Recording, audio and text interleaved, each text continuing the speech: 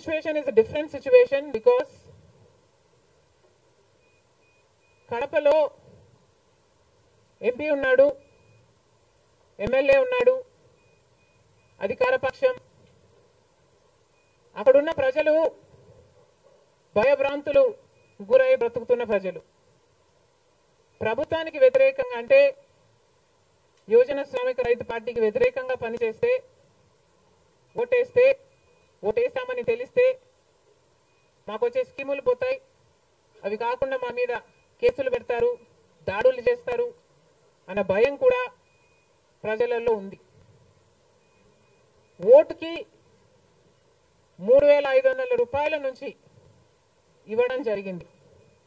విచ్చలవిడిగా డబ్బులు ఖర్చు పెట్టారు, డబ్బులు పని చేయకపోతే బెదిరించారు, లేకపోతే కేసులు పెడతామని, స్కీములు తీసేస్తామని, ఇలాంటి ఎన్నో ప్రలోభాలకు కడప ప్రజలు గురయ్యారు. ఇవన్నీ కూడా పనిచేశాయి.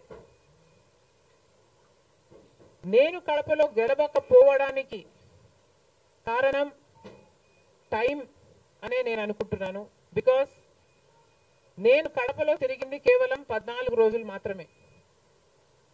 14 రోజులు క్యాంపెయిన్ చేశాము, మిగతా టైం స్టేట్ వైడ్ క్యాంపెయిన్ చేశాము. మేము 14 రోజులు ఎంత కష్టపడినా కూడా we were not able to cover most of the geographical area. చాలా మటుకు రూరల్ ప్రాంతాలలో కనీసం రాజశేఖర రెడ్డి బిడ్డ పోటీ చేస్తుంది అన్న విషయం కూడా చాలా మందికి తెలియలేదు. మేము పోటీ చేసింది కూడా ఎలాగైనా సరే మళ్ళీ హత్య చేపించిన వాళ్ళు చట్టసభలకు వెళ్ళకూడదు అని ఉద్దేశంతో మాత్రమే పోటీ చేయడం జరిగింది. సరే, అది జరగకపోయి ఉండొచ్చు, కానీ ప్రజల కంటే పైన ఉన్నది దేవుడు. ఐఎమ్ వెరీ ష్యూర్ వాళ్ళ పాపం పండుతుంది, పండే రోజు కోసం దేవుడు కూడా ఎదురు చూస్తున్నాడని నా అభిప్రాయం.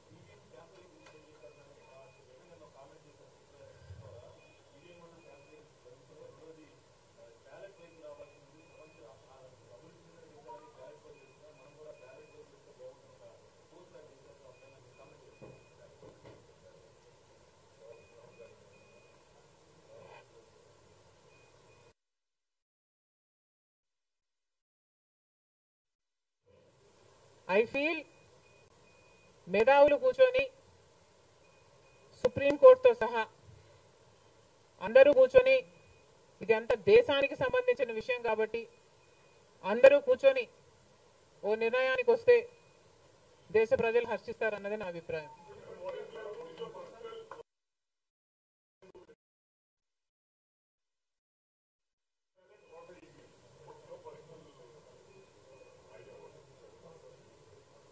How does it matter what I think personally? Exactly. The reason I want Supreme Court to be involved is because I don't know the entire positives and the negatives of it. So there should be intellectuals, there should be the best of the judicial sitting and discussing over it and see the pros and the cons of it and then come to a decision is what I think. Because as of now, I do not have the entire information of the whole topic.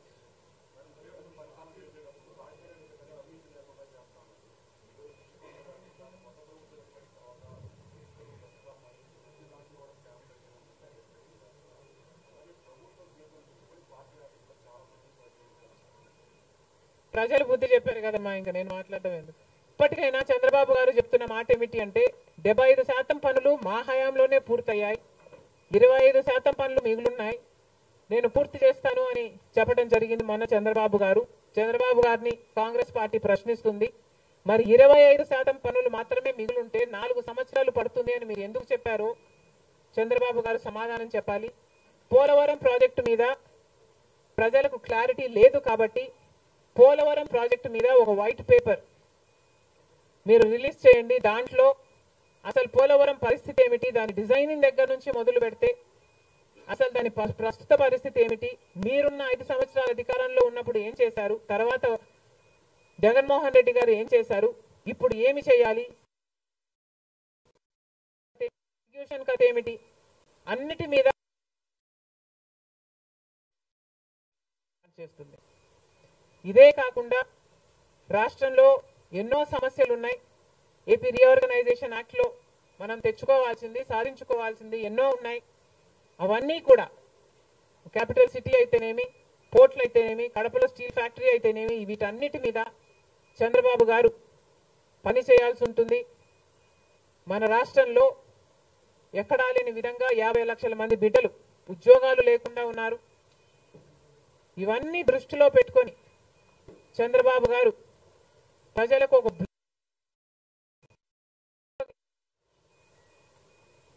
బాగుంటుందని Congress party భావిస్తుంది. ఇదే కాకుండా చంద్రబాబు గారు super 6 ఈ గ్యారంటీలతో చంద్రబాబు గారు ఎన్నికలకు వెళ్లారు. దీంట్లో యువతకు 20 లక్షల యువత వరకు ఉద్యోగ అవకాశాల కల్పన కల్పిస్తామని చెప్పారు. లేదా 3,000 రూపాయలు ప్రతి నెల ప్రతి నిరుద్యోగికి నిరుద్యోగ భృతి ఇస్తామన్నారు చంద్రబాబు గారు. అదే కాకుండా స్కూల్కి వెళ్లే పిల్లలకు ప్రతి విద్యార్థికి 15,000 రూపాయలు సంవత్సరానికి ఇస్తామని చెప్పారు. ప్రతి రైతుకి 20,000 రూపాయలు ఆర్థిక సహాయం ఇస్తామన్నారు. ప్రతి మహిళకు నెలకు 1,500 ఆర్థిక సహాయం, అంటే ప్రతి మహిళకి కూడా ఒక పెన్షన్ లాగా 1,500 ఇస్తామని చంద్రబాబు గారు మాటిచ్చారు. మహిళలకు ఉచిత బస్ ప్రయాణమే కాకుండా ఏడాదికి 3 గ్యాస్ సిలిండర్లు కూడా ఉచితంగా ఇస్తామని చంద్రబాబు గారు సూపర్ 6 లో ఇవ్వడం జరిగింది. ఇవన్నీ కూడా చంద్రబాబు గారు దీని విధి విధానాలు ఏమిటో, మొదలు పెట్టే తేదీ ఏమిటో వీటి మీద కూడా చంద్రబాబు గారికి స్పష్టత ఇవ్వాల్సిన అవసరం ఉంది. ఇవన్నీ ఎందుకు చెప్తున్నాము అంటే, మన రాష్ట్రము మిగతా రాష్ట్రాల్లాగా కాదు. మన రాష్ట్రము చాలా వెనకబడి ఉన్న రాష్ట్రం. వెంటనే పని చేయాల్సిన అవసరం ఉంది కాబట్టి మేము చంద్రబాబు గారిని, మన రాష్ట్రము ఒక స్పెషల్ చైల్డ్ కి కావాల్సిన నీడ్స్ మన రాష్ట్రానికి ఉన్నాయి కాబట్టి, కనీసం మీరు ఇప్పుడే గెలిచారు, ఆ విషయం మాకు కూడా తెలుసు. కానీ హనీమూన్ పీరియడ్ కూడా మీరు తీసుకునే పరిస్థితి లేదు. వెంటనే పనిలోకి దిగాలి, ఇవన్నీ చెయ్యాలి, మొదలు పెట్టాలి అని కాంగ్రెస్ పార్టీ చంద్రబాబు గారికి సూచిస్తుంది. అంతేకాదు కాంగ్రెస్ పార్టీ తరఫున మేమందరం కూడా ప్రజల పక్షాన నిలబడుతూనే ఉంటాం. ప్రత్యేక హోదా గురించి అయితేనేమి, ఆంధ్ర రాష్ట్ర బిడ్డల భవిష్యత్తు గురించి అయితేనేమి కొట్లాడు వైఫల్యాలను ఎత్తి చూపుతూనే ఉంటాం. ఒక కన్స్ట్రక్టివ్ అపోజిషన్ గా కాంగ్రెస్ పార్టీ నిలుస్తుందని ఆంధ్ర రాష్ట్ర ప్రజలకు మరొకసారి ఏపీపీసీసీ మాటిస్తుంది.